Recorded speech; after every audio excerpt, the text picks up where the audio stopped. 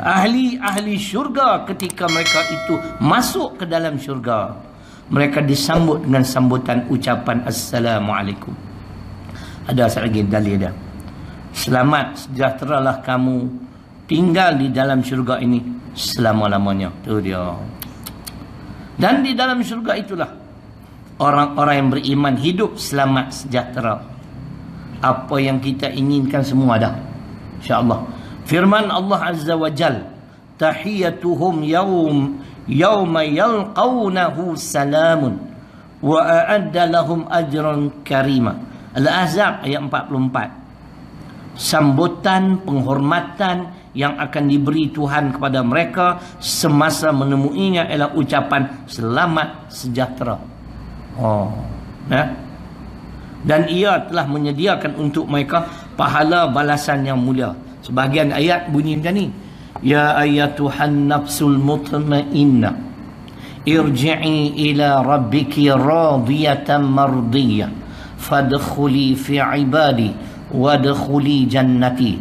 Dalam juzuk amma suratul Fajri ayat 27 hingga 30. Wahai jiwa yang tenang, Tuhan panggil satu golongan yang Allah bagi nickname, Allah bagi title, ingat apa? Jiwa yang tenang. Kembalilah kamu kepada Allah dalam keadaan redha lagi diredai. Hampa redha dengan ketetapan aku redha dengan amalan hampa. Fadkhuli fi ibadi, maka masuklah kamu ke dalam golongan hamba-hambaku. Wadkhuli jannati, dan masuklah kamu ke dalam syurgaku. Masya Allah, sampai macam tu punya mulia, dijemput masuk. Pak Haji, siapa mereka? Jiwa yang tenang. Lain kali kita habaq. Pasal tak kena tajuk tu ada orang awit sangat. Habaq sudah. Lain kali kita cerita. Kalau kena pump bab tu saya cerita. Jiwa yang tenang ni ada 5 syarat, 5 sifat. Lain kali, bukan malam ni. Nak tahu, pergi cari kitab Muyassar Syekh Al-Qarni. Ada dalam tu, saya ambil model dalam tu. Baik, ni nak cerita ni. Dia kata lagi, sambutan penghormatan yang akan diberi Tuhan kepada mereka semasa menemuinya ialah ucapan selamat sejahtera. Dan ia telah menyediakan untuk mereka pahala balasan yang mulia. Masya Allah. Hasil susah payah ketaatan kita dalam dunia, itulah balasan syurga. Baik, tambah sikit lagi. Satu malam satu nama sudahlah. Sebulan satu nama. Jadi 99 nama, 99 bulan. Tu pun kalau ustaz tak tuang. Kalau ustaz pun tuang, lambat lagi lah. 99 bulan, setahun 12 bulan. Lagi 99 bulan, berapa tahun? Kalau 8 tahun 96 kan? 8 tahun lagi baru nak habis. Tu kalau tuan-tuan umur panjang. Kalau umur pendek, tak ada dengar sampai habis. Kan? Tengok lagi dia kata sini. Orang-orang Islam ialah mereka yang sejahtera lidahnya, tangannya dan hatinya dari tipu daya, hasad, dengki, riak dan takbur, hingga mereka itu menemui Allah di hari kiamat kelak dengan hati yang sejahtera. Yang ni kita boleh kemukakan dari Quran dan dari hadis. Ini sempena hijrah. Orang jarang, penceramah jarang baca hadis ni riwayat Imam Muslim. Banyak yang duk baca bila mai hijrah innamal a'malu binniyat sampai habis. Ataupun la hijrata ba'dal fathi walakin jihadun wan niyatun. Banyak bacaan tu. Ni dia apa tak baca. Patut ni baca al-muslimu man salimal muslimuna min lisanihi wa yadihi wal muhajiru man hajara ma nahallahu anhu rawahu Muslim. Patut macam ni hijrah. Baru sedap. Dengar ni. Saya nak kait dengan perenggan yang ulama sekarang ni. Dengar elok. Orang-orang Islam ialah mereka yang sejahtera lidahnya, tangannya. Saya kait dengan hadis. Baru tak cerai. Orang Islam yang baik ialah orang Islam lain selamat dari angkara lidah dan tangannya. Fungsi lidah ni banyak. Jadi orang Islam yang baik, yang pertamanya yang tidak memfitnah. Lidah jangan duk fitnah orang. Yang kedua, jangan duk mengumpat. Ustaz ni banyak mengumpat. Dia kata, depa duk kata kok jauh, depa tak berani mai. Mai aku nak tunjuk Quran lah. Hampa mana duk ngaji, orang mengajak hampa balik. Kan? An-Nisa 148, Asy-Syura ayat 41, tak berdosa bila saya di antaranya ya hamba atau rakyat yang dizalimi oleh pemimpin ataupun kita ni kena zalim, kita cerita tak jadi mengumpat. Nak baca dua-dua ayat melihat bukan nak act. Selaku rakyat yang dizalimi, tak salah tengok tafsir H. Zainuddin Hamidi muka surat 141 kalau tak salah saya. Surah keempat An-Nisa ayat 143. La yuhibbullah al-jahra bisu'i minal qaul illa man zulim. Allah tak suka perkataan yang disebut secara terang-terang kecuali yang menyebutnya orang yang kena zalim. Disokong oleh ayat lain dalam surah Asy-Syura. Dengar, berdosa atau tidak bila kita menyatakan sesuatu untuk mendapat pembelaan? Tak berdosa. Dengar ayatnya. Wala man intasara ba'da zulmi faulaika ma alaihim min sabil. Surah ke-42 ayat 41. Ingat ni. Tu dia. Dan sesungguhnya orang-orang yang membela diri sesudah terinaya tidak ada suatu dosa pun atas mereka. Tu. Tak kata apa ni? Tak kata tak betul. Surah ke-42 ayat 41. Baca pun betul. Kata Jais tak bagi ya. Main lambat tu. Jais beritahu dia kat Syarilong boleh bersama. Kira okey tu. Jais dia itiraf tu tak apa. Jawi tak pernah kacau saya. Kacau, tangkap bagi masuk Jawi lain. Tak sekali dia tahu mana. Tu tak berdosa. Sesiapa yang bertindak untuk membela diri sebagai rakyat yang dizalimi tak berdosa. Yang kita cakap dalam kuliah, dalam khutbah, tak jadi mengumpat untuk mendapat pembelaan, untuk memberhentikan, melarang, mencegah kemungkaran, kezaliman daripada berterusan.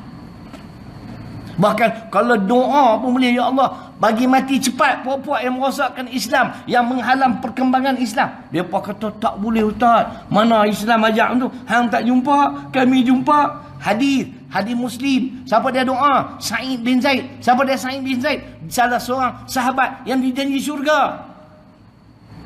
Nabi sebut fa'alaikum bisunnati wasunnatil khulafa'ir rasyidin al-mahdiyyin addu 'alaiha bin nawajih. Hadis riwayat Abu Daud. Maka berpegang teguhlah kamu pada sunnahku dan sunnah para sahabatku yang mendapat petunjuk, dan gigitlah dengan gigi geram. Jangan lepas. Nabi tak buat, sahabat buat. Sa'id bin Zaid dalam satu isu, satu kes tanah, sebidang tanah milik dia, akhirnya menjadi milik arwah. Arwah mendakwa tanah ni bukan milik Sa'id bin Zaid, milik dia. Dihadapkan kepada gubernur bernama Marwan, kalau tak salah saya kurang sikit bab sirah ni nama-nama kan, bukan kurang sikit, kurang banyak kan. Kalau boleh ke semua pun kesian kan, ustaz lain tak boleh cari makan pula, semua aku reti kan, kesian kat orang lain kan. Jadi Tuhan buat elok dah. Quran insya-Allah hamba mai tanya surah berapa, ayat berapa, muka surat berapa. Yang tu insya-Allah itu kurniaan Allah kat saya. Orang lain tak dapat doa itu. Kan? Minta maaf lah. Kan? Di India ada seorang, Dr. Zakir Naik. Di Malaysia, aku. Tak ada orang lain lah. Ni betul-betul bukan surat tadi ni. Tuan-tuan tengok tadi. Kan? Dia akhirnya, gubernur membuat keputusan tanah itu milik arwah. Perempuan tu nama arwah. Dia balik ke rumah. Sa'id bin Zaid, salah seorang sahabat yang dijamin syurga, mustajab doa. Allahumma in kanat kadhibatan fa amma basaraha waqtulha fil ardiha. Rawahu Muslim. Ya Allah, ya Tuhanku, sekiranya arwah berbohong atau berdusta, maka butakanlah matanya dan matikanlah dia di atas tanah itu. Akhirnya dia dibutakan mata oleh Allah dan dia mati dalam telaga. Jalan-jalan dalam keadaan buta, terjatuh telaga. Cuba tengok sirah Sa'id bin Zaid. Boleh pasal dia buat zalim. Kan?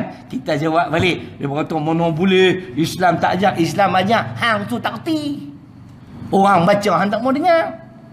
Kan? Rumah saya nak tunjuk hadis tu. Saya ada buku orang hadiah 10 sahabat yang dijamin syurga. Saya tengok nama saya ustaz, nama saya tak ada. Hampa gelap apa? Hampa pun tak ada. Kan?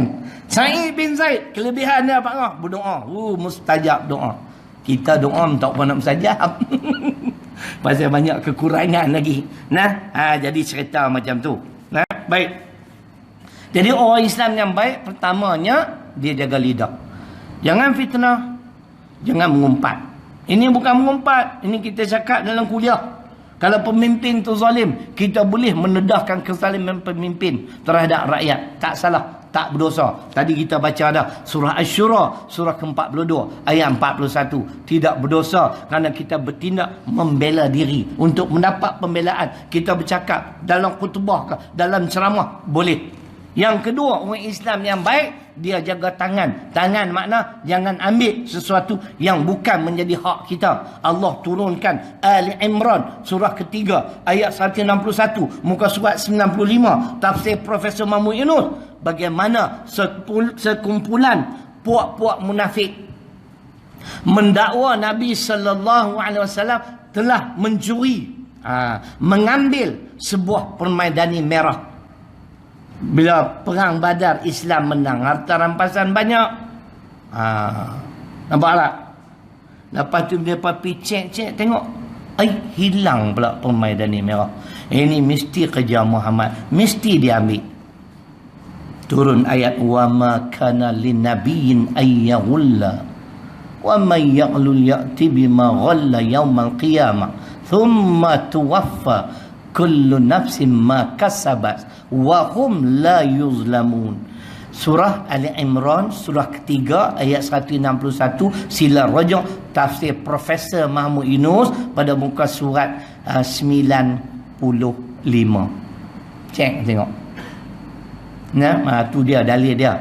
Jadi Nabi tidak pernah berlaku curang terhadap harta rampasan. Ayat ini Profesor Mahmud Yunus menyebut apa tuan-tuan? Menjadi petunjuk kepada orang-orang yang memegang harta benda negara ataupun harta rakyat. Sebab tu jadi pemimpin, apa harta yang ada sekeliling dia, rezeki melimpah ruah ni bukan mak pak dia punya. Ini untuk rakyat. Dia tak boleh guna sewenang-wenang. Pasal apa? Pakar-pakar hadis tak baca inna rijalan yatakhawaduna fima lillah bighairi haq falahumun nar yaumal qiyamah. Dalam kitab Riyadhus Salihin, tuan-tuan, jilid pertama ada hadis ni, riwayat Imam Muslim. Menggunakan harta rakyat dengan cara yang tak benar, masuk neraka. Jangan main-main. Nampak tak? Jadi tangan kita kalau bukan milik kita, kan? Terus duk gagah ambil. Keluar-keluar masjid, tata selungguk duit nanti jalan. Tu dia, ketui. 10,000. Bagusnya bu. Mai bagi kat masjid. Masjid jangan bu lagi yang tabung. Buat announcement dulu, pengumuman. Jangan duk abak berapa nilai dah. Kan? Pihak masjid ingin mengumumkan semalam kami bertemu dengan seketui duit. Jumlah kami pun tak pasti. Jadi tuan pemilik dah bolehlah datang menuntut. Dia pun ramai. Bengak duit malaun tu. Tanya berapa? 5,000 baru nampak 5 kali. Duit 10,000 pun tak? Ikut sebulan mah tak ada, baru masuk kat masjid. Macam tu lah hak saya belajar. Kan? Bukan boleh terus masuk kat masjid, tak boleh. Buat announcement dulu hari Jumaat. Sebulan, 2 bulan, tak apalah. Kan? Takkan dia tak tahu kalau duit dia berapa. Duit saya kalau hilang dompet ni, saya beli abang duit 100 ada berapa, 50 ada berapa, 20 pada. Panjang duk curi tak tahu lah. Jumlah dia 2,000. Dalam wallet saya sedia. Semua duit baru muslimat. Memang saya tak sentuh. Itu ustaz belanja duit buruk. Saya dari jenis dulu kan, dari dulu. Duit baru sayang nak belanja. Hari itu memang duit buruk tak ada, terpaksa tarik, teriak sedih. Nak tarik duit 100 baru sayangnya. Rumah saya tak pelik ingat. Jadi cerita macam tu, jangan duk ambil yang bukan milik kita. Sebab tu kalau tuan-tuan tengok tafsir Dr. Hamka cukup sedap. Surah Muhammad surah ke-47 ayat yang terakhir, ayat 38. Wa in tatawallaw yastabdil qauman ghairakum thumma la yakunu amsalakum. Sedap dia punya tafsiran tak. Sekiranya kamu berpaling daripada petunjuk aku akan gantikan kamu dengan satu kaum yang lain. Kemudian kaum itu tidak seperti kamu. Dia sebut di antara kaum yang bakal menggantikan kaum yang sedia ada ni, mereka ini lebih mementingkan negara daripada kepentingan peribadi dan keluarga. Mereka berusaha untuk mengkayakan negara, memakmurkan kehidupan rakyat. Yang ada siapa dia hidup makmur? Anak bini, adik-adik hebat. Boleh faham juga orang ni. Tu Tuhan janji, jangan bimbang. Ayat ni insya-Allah akan menjadi kenyataan. Kalau orang mengaji kaedah nahwu bahasa Arab, dia ada di situ. Lam tu dia mati. Dia kata fi'lu syarti, dia jawab syarti. Tu ada 3 ayat dalam surah apa lagi satu tu, saya tak, ayat 29.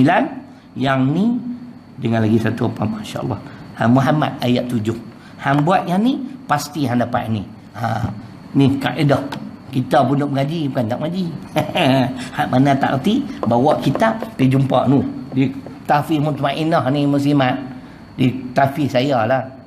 Pakar Quran ada seorang. Pakar sungguh, saya pun kalah. Dia kalah dengan saya pasal dia tak boleh ingat surah berapa ayat berapa ya.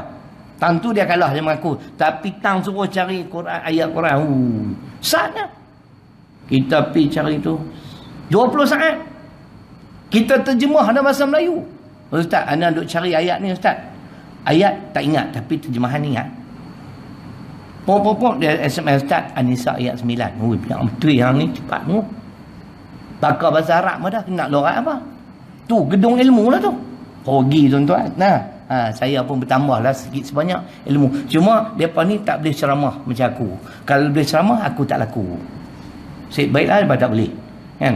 Tuhan dah tuang elok dah. Ilmu banyak, tapi tak boleh ceramah. Ilmu sikit, pandai ceramah. Kan? Tuhan lagi bijak dari kita dah. Tuhan bagi kelebihan. Boleh ingat surah ke berapa, ayat ke berapa, muka surat ke berapa. Orang cek, semua betul. Semua betul. Tuan kata tak betul bagi, terima lah. Kan? Itu cerita dia. Jaga tangan. Jangan ambil sesuatu yang bukan milik kita. Itu hadis Muslim.